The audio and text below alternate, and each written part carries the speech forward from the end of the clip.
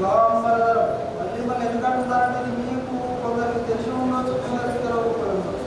అర్థం మనం చదువుతుంటాం శుభాంబరధరం, అర్థం కూడా తెలుసుకుని ఉంటే ఫలితం ఎక్కువ ఉండదు. శుభాంబరధరం అంటే తెల్లని వస్త్రము ధరించిన వాడ, విష్ణు సర్వవ్యాపకుడైన వాడ, శశివర్ణం చతుర్భుజం తెల్లని వర్ణం కలిగిన వాడ, చతుర్భుజం 4 భుజాలు కలిగిన వాడ, ప్రసన్న వదనజాయ ప్రసన్నమైనటువంటి ముఖం కలిగిన వాడ, సర్వవిఘ్నో ప్రశాంతి, ఏ విఘ్నాలు మాకు రాకుండా అని బ్రహ్మలోకం నుంచి బ్రహ్మదేవుడు అతని యొక్క ఉద్భవం జరిగినప్పుడు ఆయన నోటి నుంచి వెలువడినటువంటి వాక్యాలు ఋషుల రాష్ట్రంగా సాక్షాత్ బ్రహ్మదేవుడు. అయితే సరే అక్కడికి ఆగుతాం. ఏ పని చేసినా మనం ఏ పని చేసినా ఆయన పార్వతీ పరమేశ్వరుల కుమారుడు అయినా కూడా ఆయన మొట్టమొదటి ప్రార్థన విఘ్నేశ్వరుని చేసిన తర్వాతనే ఆ పరమేశ్వరునికైనా ఆ పార్వతీకైనా చేయాలి. అది ఆ పార్వతీ పరమేశ్వరుడితో పాటు త్రిమూర్తులతో పాటు దేవతలందరూ కలిసి తీసుకున్నటువంటి నిర్ణయం. అది ఏ పని మొదలుపెట్టిన మొదలు విఘ్నేశ్వరుని ప్రార్థించిన తర్వాతనే ఇతర దేవతలను ప్రార్థించాలి అనేది ఒకసారి ఒక నిమిషంలో చెప్తాను. పరమేశ్వరుడు ఒక యుద్ధం చేసి ఆ అసురుణ్ణి చంపాలనుకున్నప్పుడు విఘ్నేశ్వరుడు తన కుమారుడు కాబట్టి ఆయన గురించి ఆయన పట్టించుకోలేదు. ఎంత చేసినా కూడా అసురుడు చావడం లేదు. అప్పుడు ఏం చేస్తారంటే విష్ణుమూర్తి ఏమంటాడు, శంకర నీ కుమారుడని నీవు విఘ్నేశ్వరుడిని మొదలు ప్రార్థించడం లేదు కాబట్టి దీనికి విఘ్నాలు వస్తున్నాయి అంటే అప్పుడు శంకరుడు అది గ్రహించుకొని అప్పుడు విఘ్నేశ్వరుడిని ప్రార్థించి ఆ విఘ్నేశ్వరుని సంతృప్తి చేసి ఆ యుద్ధం చేసి అసురుడిని సంహరించాడు. అంటే పార్వతీ పరమేశ్వరుడైన తల్లిదండ్రులతో పాటు విష్ణువులతో పాటు సర్వదేవతలను కలిసి ఆయన ఇచ్చినటువంటి ఈ యొక్క వరం మొదలు విఘ్నేశ్వరుని ప్రార్థిస్తే మనకు అన్ని శుభాలు జరుగుతాయి. కాబట్టి అది చేసే మనం చేయాలి, మనం గుర్తుంచుకోవాలి. ఇక ఎన్నో చెప్పాలనుకుంటా, చెప్పడానికి సమయం ఉండదు, అవకాశం ఉండదు. కాబట్టి ఇంపార్టెంట్ విషయాలు. అయితే నేనేమనుకుంటానంటే పిల్లలు నన్ను ఎప్పుడు పిలుస్తారా అని ఎదురు చూస్తున్నాను. ఎప్పుడు పిలుస్తారా పోయి వాళ్ళకి 4 మంచి మాటలు చెప్పాలని ఎదురు చూస్తూ ఉంటాను. అది ఎందుకో నాకని అనిపిస్తూ ఉంటాను.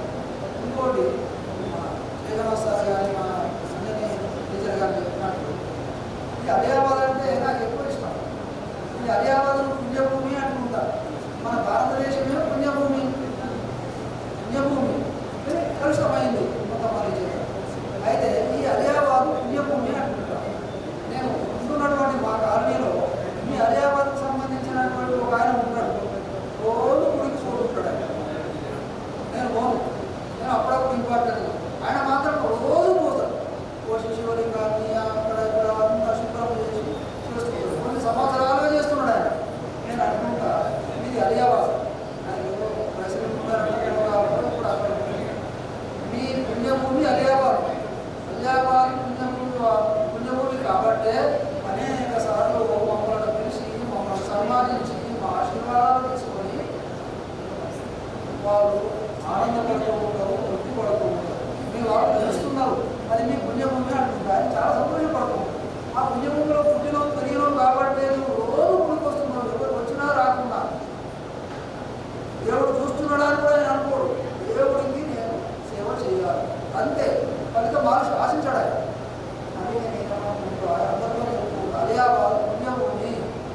మరి అలియాబాద్కి నేను వచ్చింది కూడా నాకు పుణ్య ఫలం చేతనే వచ్చిన.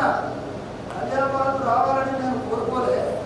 ఆ భగవంతుడు నేను 1 సంవత్సరం పాటు నాకు మంచి స్కూల్ దొరకాలని కోరుకున్నాను. ఏ రకంగా కోరుకున్నానో ఏ దేవుడు కోరుకున్నానో తెలుసు. ఆ దేవుడు నాకు అనుకోకుండా ఈ అలియాబాద్ ఇచ్చాను. నేను ఎక్కడో పల్లెటూరులో చాలా కష్టపడుతూ బాగా వస్తూ అనుకున్నాను నాకు మంచి స్కూల్ దొరకాలి. 1 సంవత్సరం పాటు ఆ కోరుకున్నాను. ఆ కోరుకున్న ఫలితంగానే నాకు అలియాబాద్ వచ్చింది. ఇప్పుడు అనుకుంటూ ఉంటాను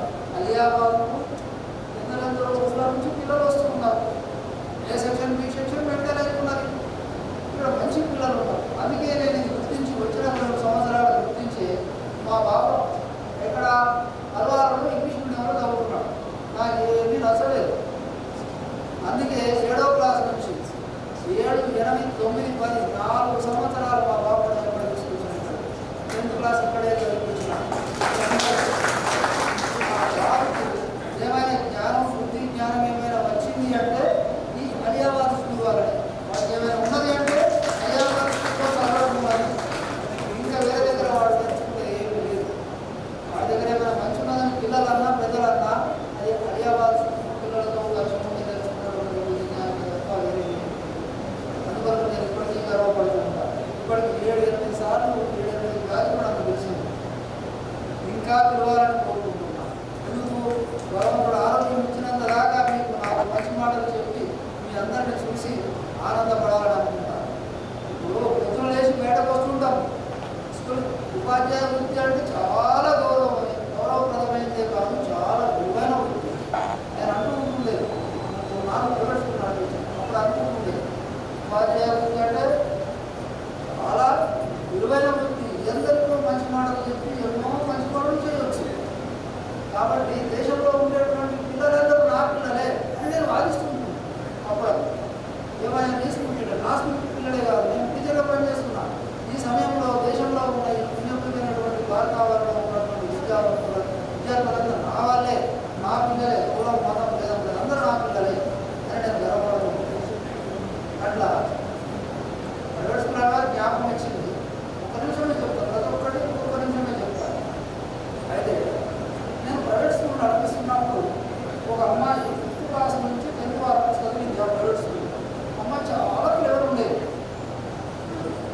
అయితే నేను అప్పటి నుంచి నేను భగవద్గీత పుస్తకాలు పిల్లలకు పంచేది. ఏ కారణంగా పంచుతాము, క్లాసులో ఫస్ట్ సెకండ్ వచ్చిన పిల్లలకు భగవద్గీత పుస్తకాలు ఇస్తా అని చెప్పి మా క్లాస్ ఫస్ట్ సెకండ్ వచ్చినప్పుడు అందరి ముందర భగవద్గీత పుస్తకాలు చదివాడు.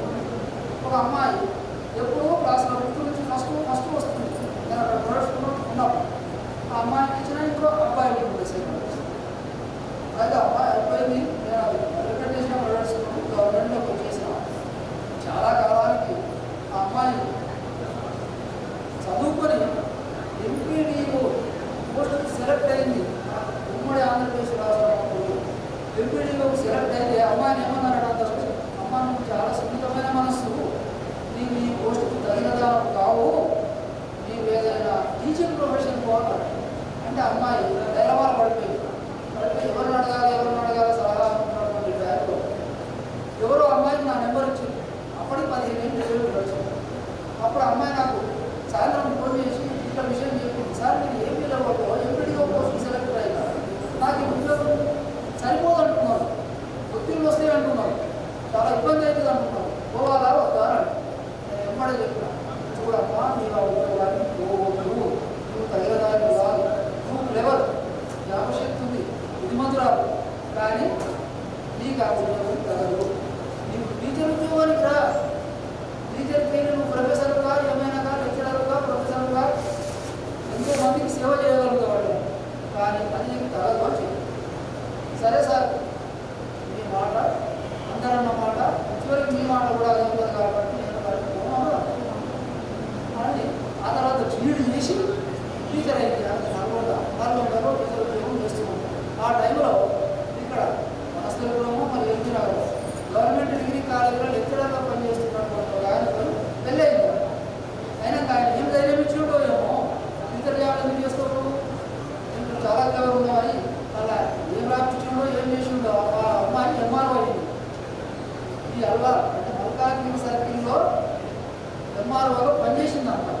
ఆ టైంలో నేను పోయిన అమ్మాయి దగ్గర చాలా సంతోషం. ఆ తర్వాత అమ్మాయి ఎక్కడి నుంచి ట్రాన్స్ఫర్ అయ్యి వేరే కూడా దగ్గర పోయింది. అక్కడ ఏం జరిగింది, అమ్మాయికి గవర్నమెంట్ భూములన్నీ మేము అది పెట్టుకుంటాం ఇది పెట్టుకుంటాము మాకు రాసేయమంటే అమ్మాయి రాసేయలేదు.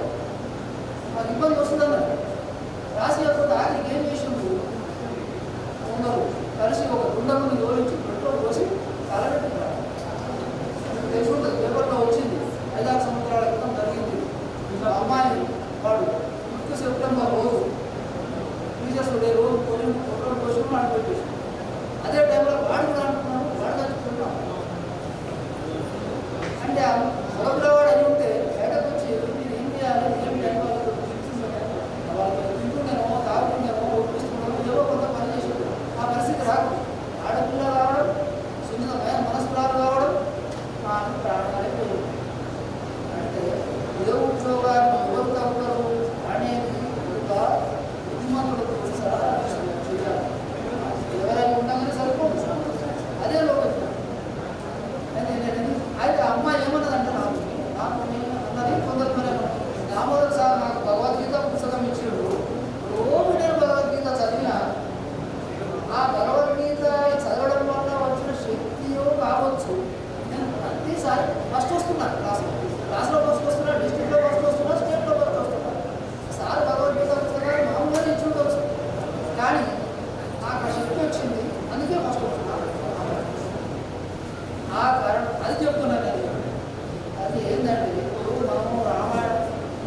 మనము దినము ఏదో ఒక పని చేయాలి, బ్రతకడానికి ఏదో ఒక పని చేయాలి కాబట్టి ఏదో ఉద్యోగం చేస్తాం.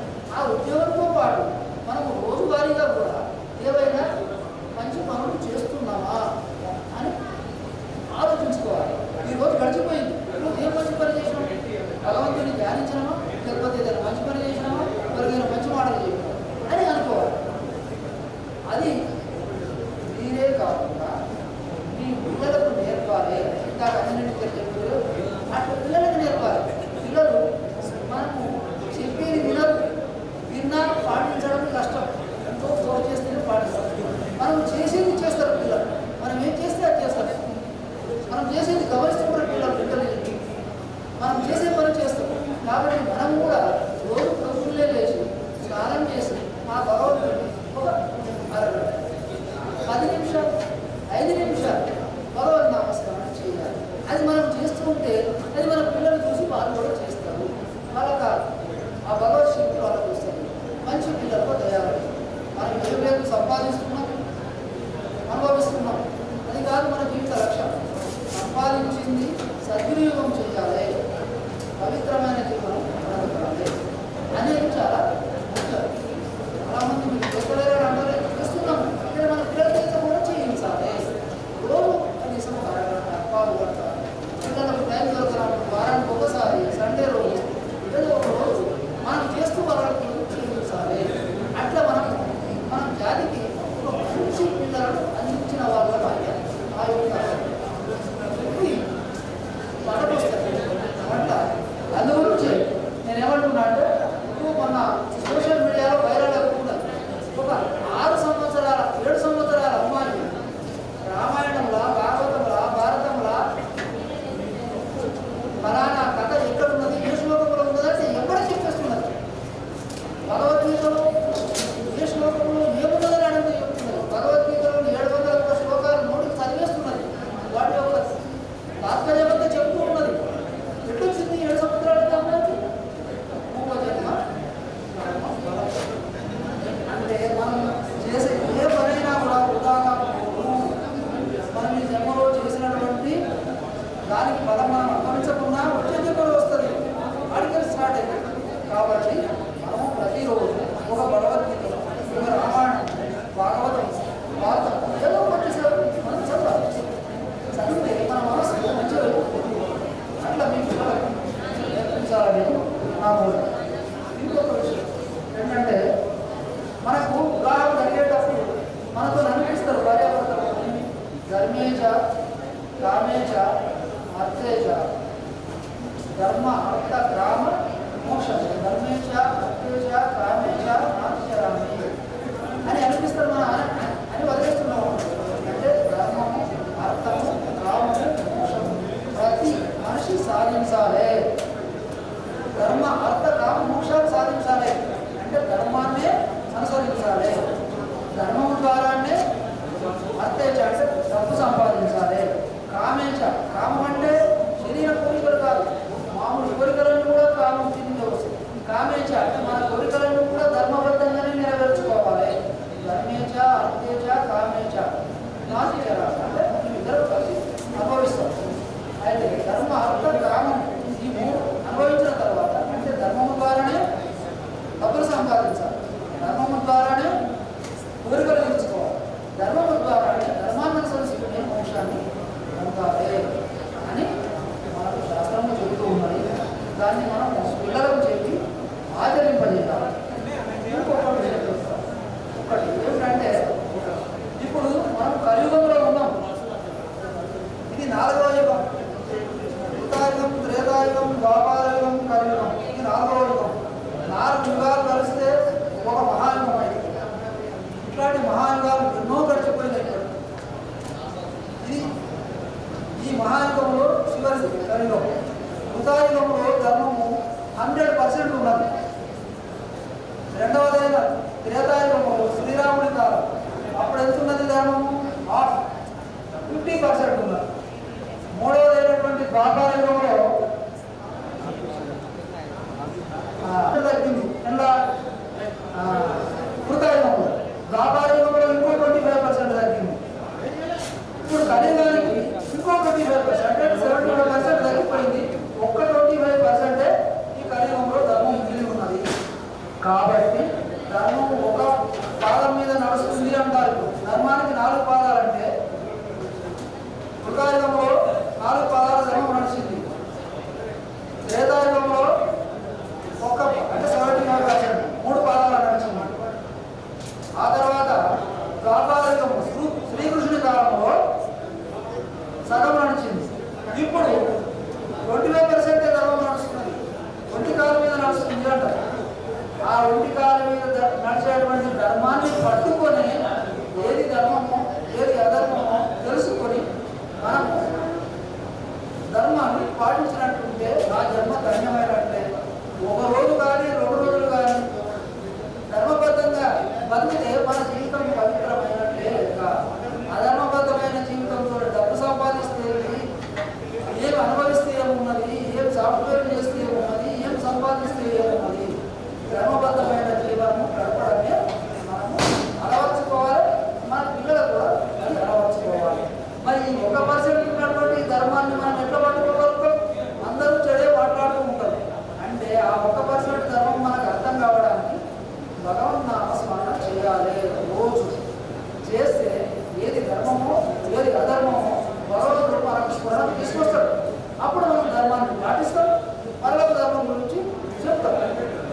అందుకే రోజు కొద్దిసేపు భగవన్ నామస్మరణ చేయాలి, చెల్లించాలి. ఆ ధర్మం మీద అధర్మం మీద తెలుసుకోవాలి. ధర్మ మార్గంలో బతకడము నేర్చుకోవాలి. అది అయితే అందు గురించి నేను చివరగా ఈ ధర్మము అధర్మం గురించి నేర్చుకోవడం, తెలుసుకోవడం, పాటించడం అంటే ఈజీ మాట కాదు, చాలా కష్టమైంది. అయితే ఈజీ మాట కాదు, చాలా కష్టమైంది. ఇప్పుడు రామాయణం కానీ, భారతం కానీ, భాగవతం కానీ, పురాణాలు కానీ ఇవన్నింటిలో ధర్మం ఏదో అధర్మం ఏదో తెలుస్తూ ఉంటుంది. చదువుతూ ఉంటే అవి వింటూ ఉంటే తెలుస్తూ ఉంటుంది. రోజు ఒక్క శ్లోకం చదవండి.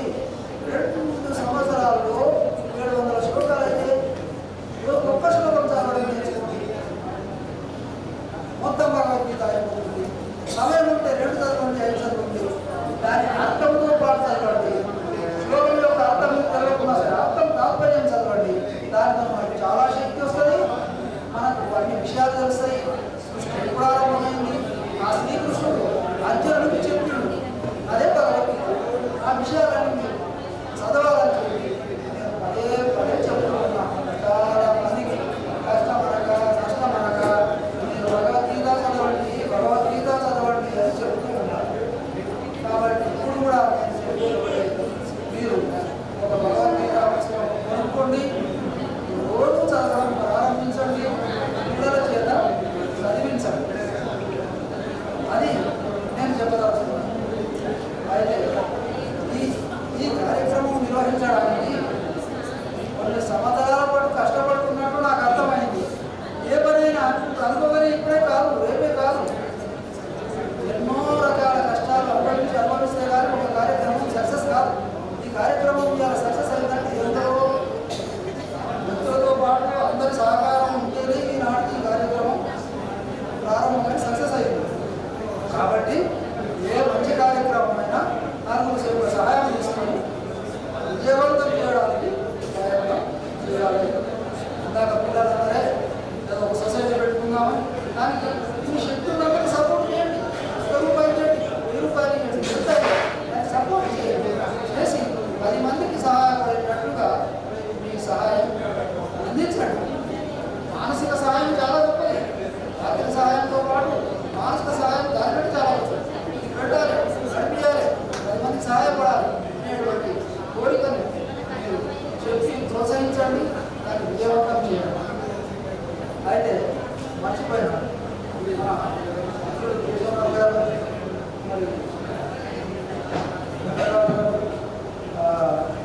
సత్యనారాయణ వెంకటరెడ్డి, టీచర్ గారు, టీచర్ గారు, రవిశేష్ గారు అందరికీ ఈ యొక్క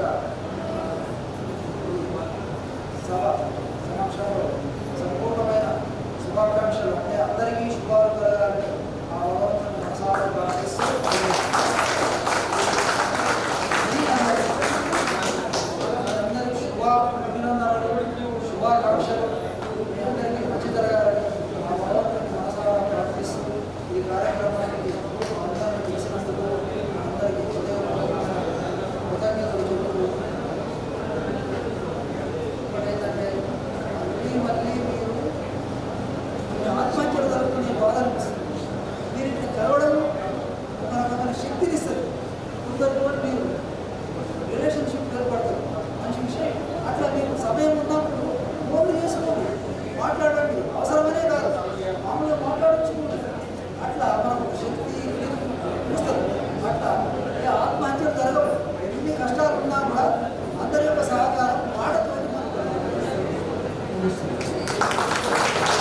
ముఖ్యంగా చేస్తున్నాను. ఎవరు ఎక్కడున్నా ఎత్తు అనేది కామన్, మనకు సమస్యనే కాబట్టి మీకు సంబంధించిన విషయంలో ఎక్కడున్నా కానీ మీకు ఏదైనా ప్రాబ్లం అనిపిస్తే నాకు కాల్ చేయండి. ఏ టైంలో చేయొచ్చు, 24 అవర్స్లో మీరు ఏ సమయంలో కాల్ చేసినా దానికి సంబంధించినటువంటి డీటెయిల్స్ ఎక్కడ ఏంటిది మన దగ్గర అవుతుందా కాదా, ఏ డాక్టర్ని కలవాలి, ఎందుకంటే హెల్త్ ఇంపార్టెంట్ కాబట్టి మీకు తెలియకపోతే నాకు ఫోన్ చేసినా కానీ నేను రెస్పాండ్ అయ్యి మీకు ఆ సలహాలు సూచనలు ఇస్తాను.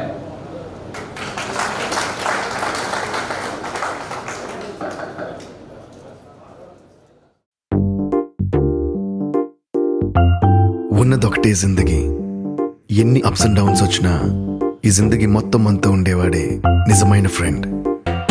నిక్కర్ నుండి జీన్స్ లోకి మారిన, సైకిల్ నుండి బైక్ లోకి మారిన, కాన్వెంట్ నుండి కాలేజ్ కి మారిన, నోట్బుక్ నుండి ఫేస్బుక్ కి మారిన, ఏరా పిలుపు నుండి బాబాయ్ పిలుపు దాకా కాలింగ్ మారిన, ఫ్రెండ్ అన్న మాటలో స్పెల్లింగ్ మారునా, ఫీలింగ్ మారునా, ట్రెండ్ మారినా ఫ్రెండ్ మారడే, ఎండు కాని బాండ్ పేరు ఫ్రెండ్షిప్.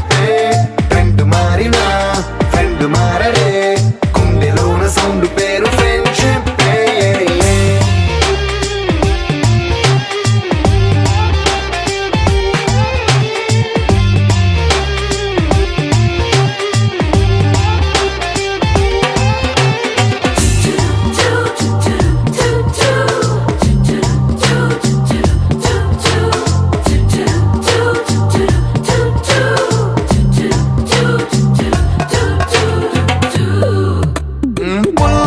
నుండి క్రీమ్ స్టోన్ కి మారిన, రెండిట్లో చల్లదనం ఫ్రెండ్షిప్. ల్యాండ్ లైన్ నుండి స్మార్ట్ ఫోన్ కి మారిన, మాటల్లో చిలిపిదనం ఫ్రెండ్షిప్. డ్యూరింగ్ టాకీస్ నుండి ఐమాక్స్ కి మారిన, పక్క పక్క సీట్ పేరు ఫ్రెండ్షిప్. పంచుకున్న పాప్కార్న్ ఫ్రెండ్షిప్. ట్రెండ్ మారిన ఫ్రెండ్ మారడే, ఎండు కాని బాండ్ పేరు ఫ్రెండ్షిప్. ట్రెండ్ మారిన ఫ్రెండ్ మారడే, గుండెలోన సౌండ్ పేరు ఫ్రెండ్షిప్.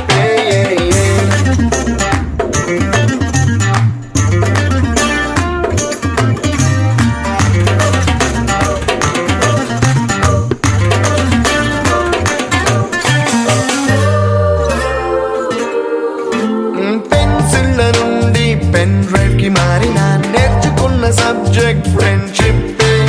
ఫ్రూటీల నుండి బీరులోకి మారిన, పొందుతున్న కిక్కు పేరు ఫ్రెండ్షిప్. మొట్టికాయ నుండి గట్టి పంచులోకి మారిన, నొప్పి లేని తీపిదనం ఫ్రెండ్షిప్. అన్ని పోర్చుకునే అమ్మ గుణం ఫ్రెండ్షిప్. ఫ్రెండ్ మారిన ఫ్రెండ్ మారడే, ఎందు కాని బాండ్ పేరు ఫ్రెండ్షిప్. ఫ్రెండ్ మారిన ఫ్రెండ్ మారడే, గుండెలోన సౌండ్ పేరు ఫ్రెండ్షిప్.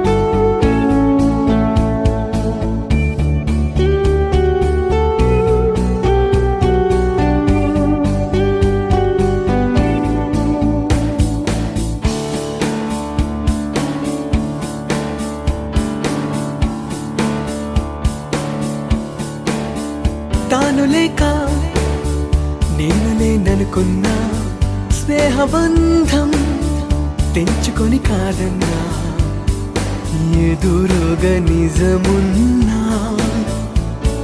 నీవురై మిగిలున్నా క్షమించని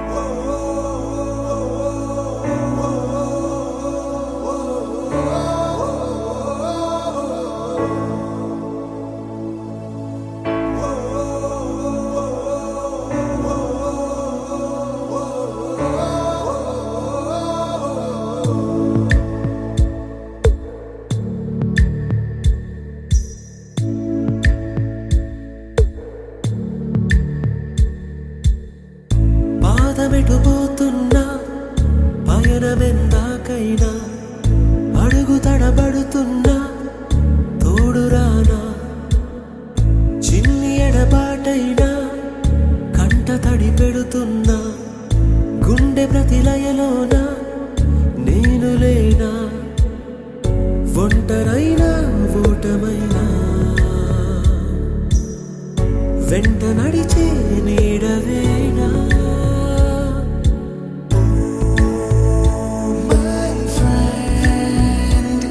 తడి కన్నులనే తుడిచిన నేస్తమా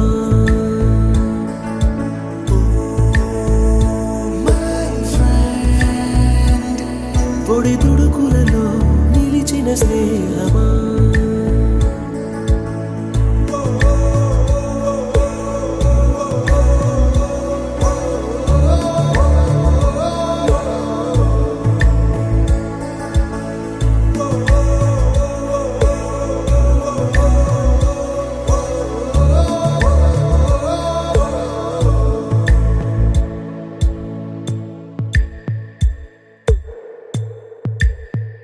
అమ్మ ఒడిలో లేని పాసం నేస్తమల్లే అల్లుకుంది జన్మకంతా తీరిపోని మమతలెన్నో పంచుతోంది మీరు నుంచి మన స్నేహ గీతం ఏరా ఏరాల్లోకి మారే మోమాటాలే లేని కళెచ్చాలు వారే ఒంటరైనా ఓటమైనా వెంట నడిచే నీడ నీవే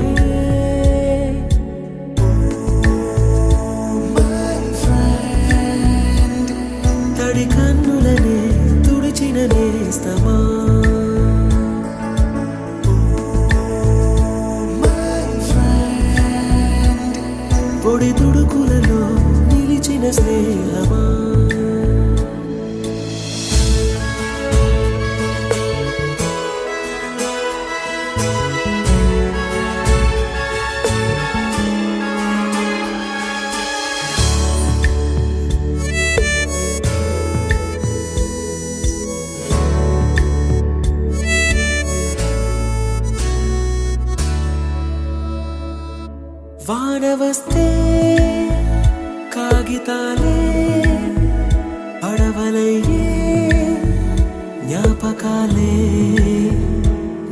చూస్తే చిన్ననాటి చేతలన్నీ చెంతవాలే గిల్లి కజ్జాలెన్నో ఇలా పెంచుకుంటూ తుళ్ళింతల్లో తేలే స్నేహం మొదలో తుదలో తెలిపే ముడి వీడకుందే ఒంటరైనా ఓటమైనా వెంట నడిచే నీడ నీదే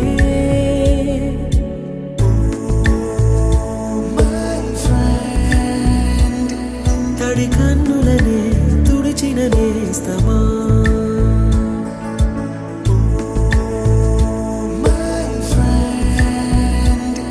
పొడి తుడుకులలో నిలిచిన స్నేహమా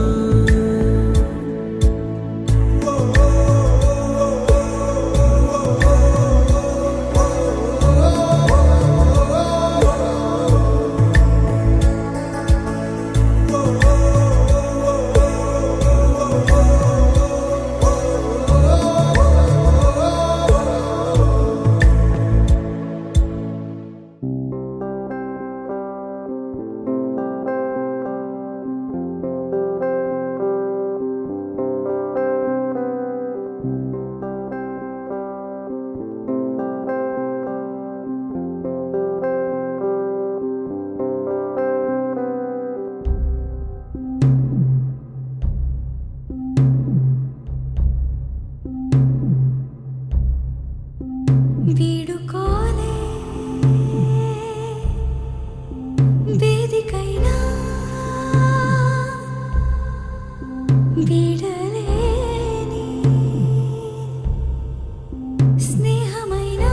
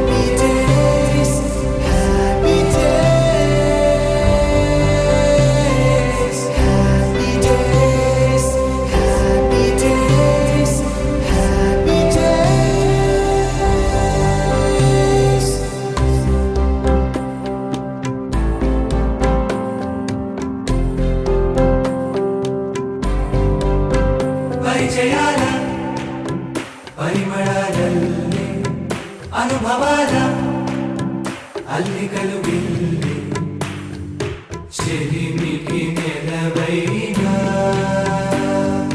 చదువుల కొలువైనా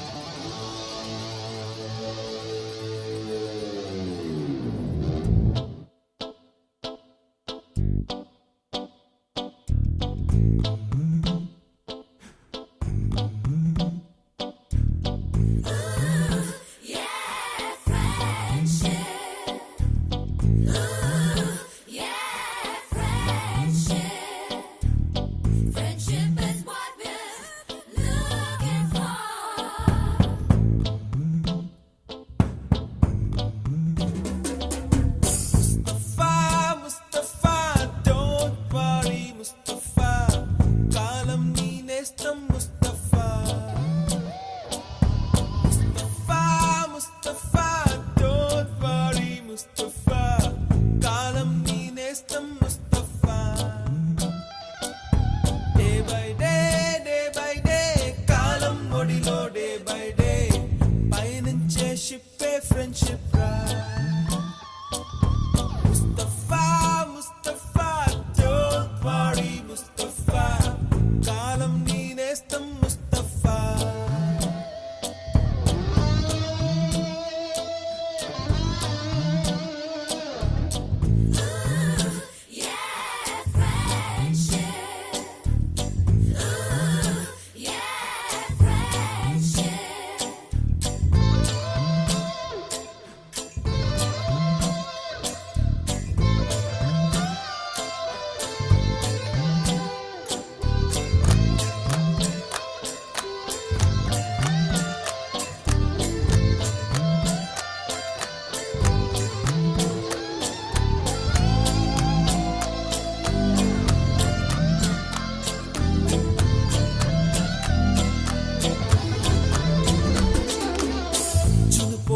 జూలి పుడితే సీనియర్ కి జూనియర్ కి కాలేజ్ క్యాంపస్ లోనే ర్యాగింగ్ ఆరంభం. స్టూడెంట్ మనసో నందనవనం, మల్లలుంటాయి ముళ్ళు ఉంటాయి. స్నేహానికి ర్యాగింగ్ కూడా చేస్తుందో సాయం. వాడిపోనిది స్నేహం ఒకటే, విడిపోనిది నీడ ఒకటే. అద్దంటూ లేనిది ఫ్రెండ్షిప్ ఒకటే. కష్టం వచ్చినా నష్టం వచ్చినా మారిపోనిది ఫ్రెండ్ ఒకడే. కాలేజీ స్నేహం ఎప్పుడు అంతం కానిదే.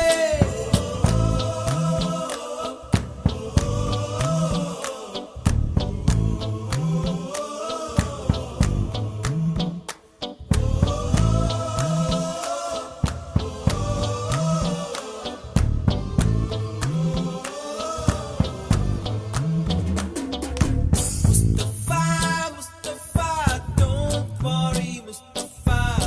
Kalam nee nestam Mustafa.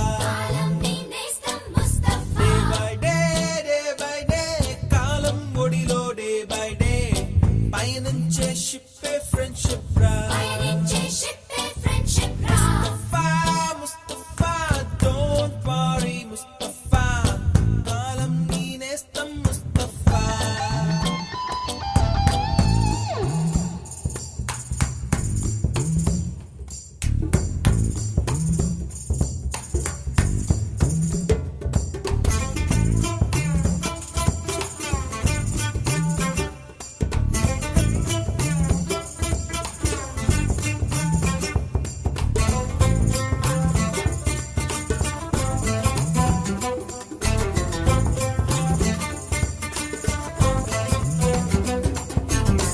ఎక్కడక్కడి చిట్టి గువ్వలు, యాడ నుంచో గోరు వంకలు.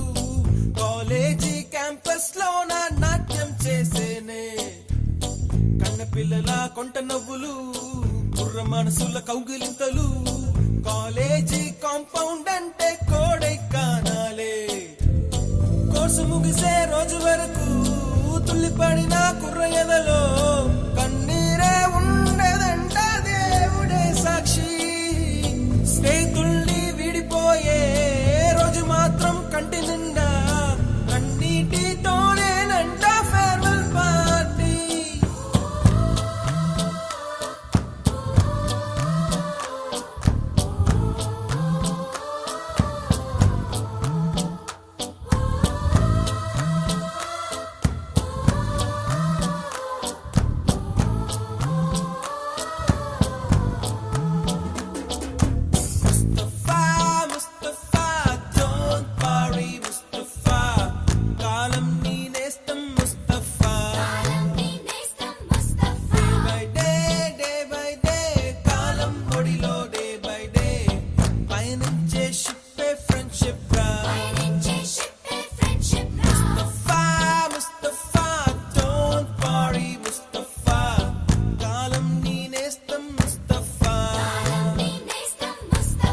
By day day by day కాలం ఒడిలో డే బై డే పయనించే షిప్పే ఫ్రెండ్షిప్ రా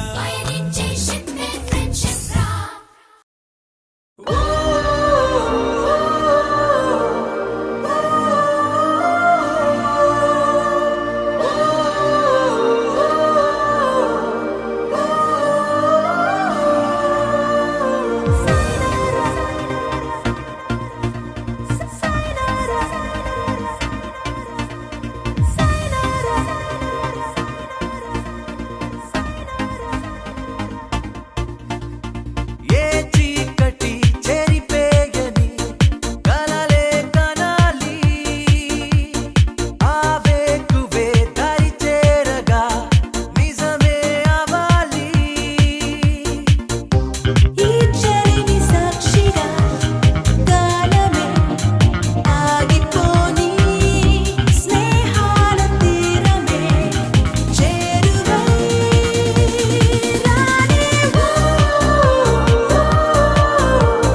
కలలే కనాలి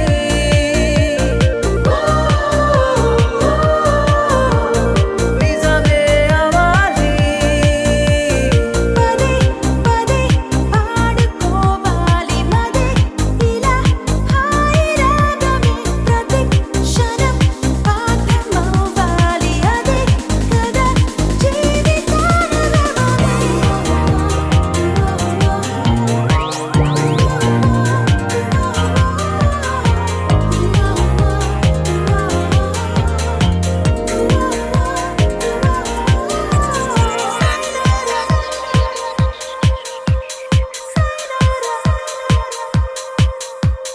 కలతే పడకు కల నిజమయ్యే వరకు గెలుపే తుదకు పెరుగే లేదనుకోకు ఊరేగని మన ఊహలే ఆ తారలే తాకేలా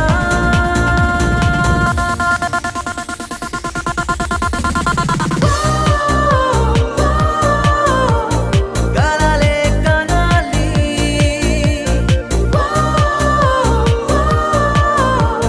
నిజమే అవాలి పదే పదే పాడుకోవాలి మదే ఇలా హాయి రాగమే ప్రతి క్షణం పాఠమవ్వాలి అదే కదా జీవితాల రవమే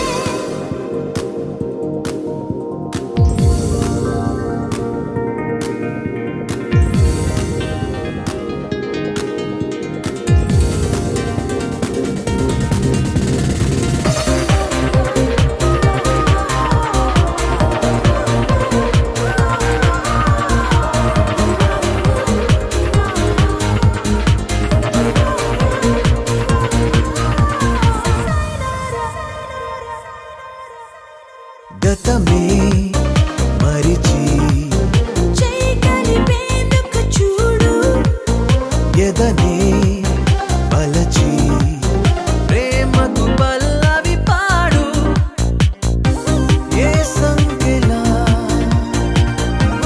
అందించని చిరగాలిలా రావేలా